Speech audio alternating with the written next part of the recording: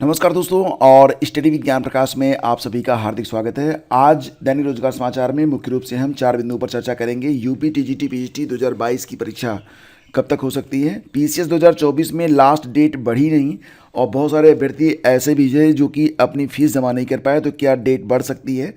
UP triple SC के द्वारा एक नहीं बल्कि 2 नया विज्ञापन जारी किया गया है, उसको भी देखेंगे। और सक्षमता परीक्षा 4 चरणों में होगी और 3 में फेल तो जो नियोजित शिक्षक हैं पटना में उनकी नौकरी चली जाएगी, इस पर भी करेंगे चर्चा। साथ ही साथ बात करेंगे कि पेटीएम बैंक पर आखिर सरकार ने नकेल क्यों कस दी है। तो फ्रेंड्स, सबसे पहले बात करते हैं यूपी टीजीटी पीजीटी परीक्षा के बारे में। तो सबसे पहले तो आप ये जान लीजिए कि ये जो परीक्षा थी ये बहुप्रतीक्षित परीक्षा है। 2022 में इसके लिए आवेदन लिए गए थे अगस्त के महीने में, और अब 2024 का पहला महीना बीत चुका है, फरवरी चल रही है। और जैसा कि आप लोग जानते हैं कि इस परीक्षा के लिए जो प्रक्रिया थी वो बाद में बदल गई थी। बदलने का मतलब यहाँ पर ये स्पष्ट है कि 2022 में जब ये विज्ञापन निकला था तो उस समय उत्तर प्रदेश माध्यमिक शिक्षा परिषद के अंतर्गत ये विज्ञप्ति जो थी वो जारी की गई थी। और अब वर्तमान में एक नए आयोग का गठन चल रहा है जिसके लिए विज्ञापन जारी करके जो इसके अधिकारी और कर्मचारी हैं उनकी नियुक्ति की जा रही है। उम्मीद की जा रही है कि फरवरी माह में ही आपको जो है ये पूरी प्रक्रिया पूरी हो जाएगी, यानी कि जो आयोग का गठन है ये फरवरी में पूरा कर लिया जाएगा। लेकिन दोस्तों, इसी के साथ आपको ये भी पता है कि अप्रैल और मई में लोकसभा के चुनाव अति संभावित हैं। इसके बारे में जानकारी जो है निर्वाचन विभाग से मिली है। तो इसका मतलब ये है कि मध्य अप्रैल से लेकर मई तक फिलहाल तो स्थिति यही रहेगी कि लोकसभा के चुनाव चलेंगे। इसके बाद अगर अप्रैल मई में चुनाव होते हैं तो जून या जुलाई में परीक्षा कब तक हो सकती है। देखो फ्रेंड्स, अगर बहुत ही तीव्रता से काम किया जाएगा तब ये परीक्षा जून में हो सकती है, जिसकी संभावना बहुत ही कम है। यहाँ पर प्रतीत यही होता है कि सबसे जो मुफीद समय होगा वो जुलाई हो सकता है, यानी कि जुलाई में परीक्षा हो सकती है। फिलहाल दोस्तों फरवरी चल रही है और फरवरी में अब लगभग आप मान चलिए 5 दिन बीत चुके हैं। इस बार की जो फरवरी है वो 29 दिन की है। तो डेज की कैलकुलेशन आप लोग कर सकते हैं और ये भी आप मान के चल सकते हैं कि प्रतियोगिता बहुत ही कठिन होने वाली, क्योंकि पदों की संख्या टीजीटी पीजीटी 2022 में काफ़ी कम थी। तो अगर आपको शर्तियाँ अपना सिलेक्शन लेना है तो आपको ये नहीं देखना है कि पदों की संख्या 4100 के आसपास है, आपको ये देखना है कि आपके लिए कितनी सीटें उपलब्ध हैं। क्योंकि विषयवार, पहली बात तो सीटें जब विषयवार जाती हैं तो कम हो जाती हैं, उसके बाद फिर उसमें श्रेणियों का विभाजन हो जाता है, वर्गीकरण कर दिया जाता है। तो आप जिस कैटेगरी में आते हैं उस कैटेगरी में आपको कितनी सीटें मिलने वाली हैं ये आप स्वयं देख लीजिए। इसका मतलब यहाँ पर ये है कि अगर आप चयनित होना चाहते हैं तो आपके पास समय बहुत ही कम है। ये एक बात बिल्कुल निश्चित मान के चलिए कि जुलाई के आसपास आपकी परीक्षा करवाई जाएगी। और बाकी सारी बातें जो हैं कि आयोग का गठन कब हो रहा है, टाइम टेबल कब जारी होगा और ये कब होगा वो कब होगा, इन सारी बातों से परे हटकर आप बस अपनी तैयारी में लग जाइए। अगर अभी से भी लग जाएंगे तो निश्चित रूप से आप इस परीक्षा को क्रैक कर जाएंगे। दोस्तों आगे बढ़ते हैं, बात करेंगे यहाँ पर यूपी पीसीएस के बारे में। नहीं मिला अतिरिक्त मौका, आवेदन की तिथि भी बीती, पोर्टल धीमा होने से फीस जमा नहीं कर सके थे बड़ी संख्या में अभ्यर्थी। 1 महीने तक आवेदन की जो प्रक्रिया थी वो चलती रही और वेबसाइट जो थी वो लास्ट डेज में आकर जो है थोड़ी स्लो हो गई थी, सर्वर रिस्पॉन्ड करना थोड़ा बंद कर दिया था। खास तौर से जो दिक्कत आ रही थी वो फीस जमा करने में आ रही थी। कई बार फीस जमा करने का रिक्वेस्ट गया भी और वहाँ से जो है रिस्पांस नहीं आया, अभ्यर्थी इंतजार करते रह गए कि दोबारा पेमेंट करें या ना करें। दिक्कतें हो रही थी, लेकिन मैंने शुरू में ही आप लोगों से कह दिया था कि अगर आपको होम डिस्ट्रिक्ट में एक अच्छा सेंटर चाहिए घर के आसपास तो आप शुरुआत में आवेदन कर दें। लेकिन बहुत सारे अभ्यर्थी, उनकी आदत ही होती है कि लास्ट में वो आवेदन करते ही हैं। फिलहाल बहुत सारे अभ्यर्थी जो लास्ट डेज में अपना फॉर्म भर रहे थे अब वो इस परीक्षा से वंचित होने वाले हैं, क्योंकि 17 मार्च को परीक्षा है और फिलहाल तो यहाँ पर जो 2 तारीख थी वो बीत चुकी है। और अगर आप वेबसाइट पर जाएंगे यूपीपीएससी की वेबसाइट पर तो यहाँ पर लास्ट डेट के बारे में कोई भी इन्फॉर्मेशन नहीं है। एक बात और भी दोस्तों कि कई सारे लोगों ने यहाँ पर पूछा था कि आरओ के लिए वो एडमिट कार्ड डाउनलोड नहीं कर पा रहे हैं। तो दोस्तों यहाँ पर जो आरओ के लिए एडमिट कार्ड का लिंक है ये आप देख रहे हैं, यहाँ पर 3 सर्वर बनाए गए हैं और इनमें से किसी भी लिंक पर क्लिक करके आप अपना जो एडमिट कार्ड है उसको डाउनलोड कर सकते हैं। एडमिट कार्ड डाउनलोड करने के लिए आप यहाँ पर अपना OTR नंबर डालेंगे, डेट ऑफ बर्थ डालेंगे, जेंडर डालेंगे और वेरिफिकेशन कोड डालने के बाद डाउनलोड एडमिट कार्ड पर क्लिक करते ही आपका जो एडमिट कार्ड है ये डाउनलोड हो जाएगा। तो आपको यहाँ पर कोई दिक्कत तो आने वाली है नहीं। और ये लाइव डेमो मैं आप लोगों को दिखा रहा हूँ ताकि आप लोग समझ पाएँ कि OTR नंबर से ही आपका जो एडमिट कार्ड है वो डाउनलोड होगा RO का। पुनः लौटते हैं यूपी PCS परीक्षा 2024 के बारे में कि आवेदन की तिथि बढ़ेगी या नहीं बढ़ेगी। तो फिलहाल दोस्तों जो जानकारी मिल रही है उसके मुताबिक फ़िलहाल तो यहाँ पर डेट बढ़ने की कोई भी संभावना नज़र नहीं आ रही है।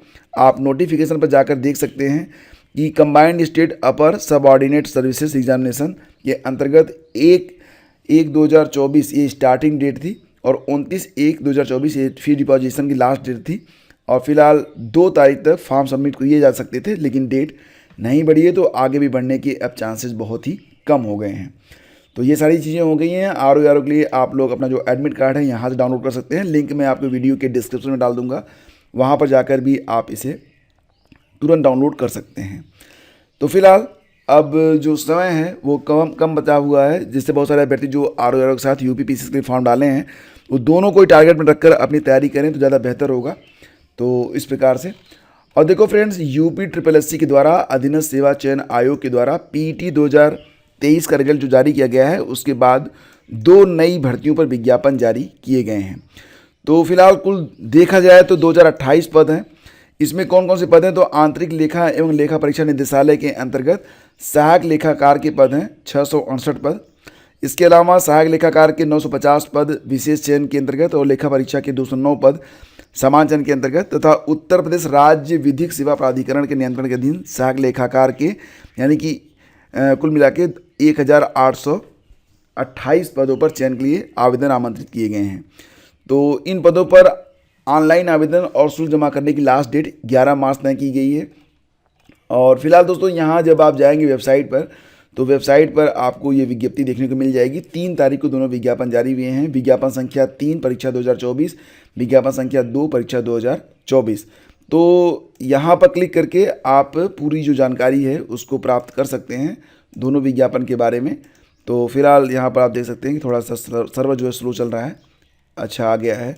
तो आप देख सकते हैं यहाँ पर कि विज्ञापन के प्रकाशन की तिथि है 3 फरवरी, लेकिन आवेदन कब से शुरू हो रहे हैं? तो 20 फरवरी से लेकर 11 मार्च के बीच में अभ्यर्थी जो हैं वो आवेदन कर पाएंगे।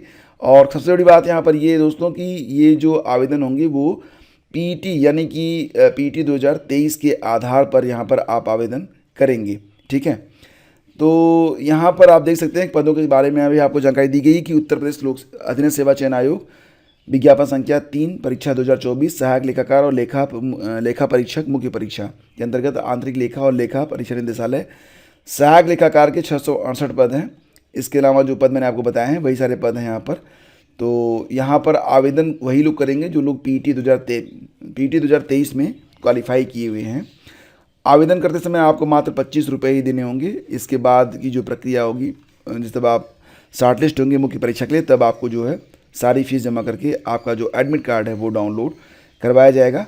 तो 25 रुपये देकर किसी भी वर्ग के लिए अभ्यर्थी जो है वो आवेदन कर सकते हैं। ठीक है, और बाकी जो दोस्तों यहाँ पर पदों का विवरण जो है वो दिया गया है। आप यहाँ पर देख सकते हैं कि किस विभाग में कितने पद हैं।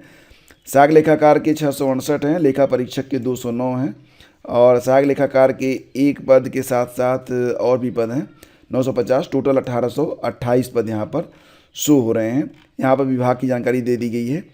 और फिर ये दूसरा वाला विज्ञापन है जिस पर 3 तारीख को ये विज्ञापन प्रकाशित किया गया है। 15 फरवरी से इसमें आवेदन लिए जाएंगे। तो यहाँ पर बेसिकली जो है सहायक स्टोर कीपर और सहायक ग्रेड 3 मुख्य परीक्षा से संबंधित जो विज्ञापन है, तो ये सब आप लोग देख लीजिएगा। और इस पर एक डिटेल वीडियो मैं अलग से बना दूंगा ताकि आप लोगों को समझ में आ जाए कि आवेदन कैसे करना है और एलिजिबिलिटी क्या रहेगी, साथ ही साथ परीक्षा कैसे होगी, सारी चीज़ें। ठीक है, और फ्रेंड्स आगे बढ़ें तो धन शोधन की चिंताओं के कारण, KYC गड़बड़ी के कारण 2 वजहें थी जिसकी वजह से पेटीएम बैंकिंग पर प्रतिबंध लगाया गया है। इस पर भी चर्चा करेंगे, लेकिन उसके पहले देख लें एक बड़ी खबर निकल के आ रही है पटना से कि सक्षमता परीक्षा 4 चरणों में 3 में फेल तो जाएगी नौकरी।